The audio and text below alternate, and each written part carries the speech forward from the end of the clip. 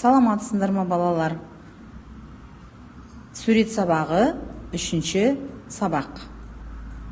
Бүгінгі сабақта біз қыш ыдыста жарық, жартылай жарық, көлеңкісін, рефлекс, жазықтыққа түсіп тұрған көлеңкілер бәрін белгілеу керекпіз.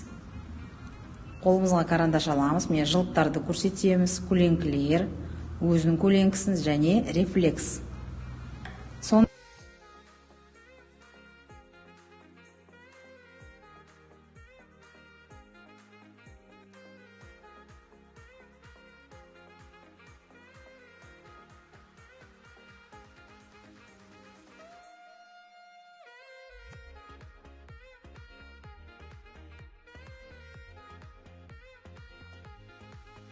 Сонымен балалар, бүгінгі сабақта біз қыш ыдыста жұмыс істеп, көлеңкілерін көрсетіп, матада жұмыс істеп, осымен жұмысты аяқтадық.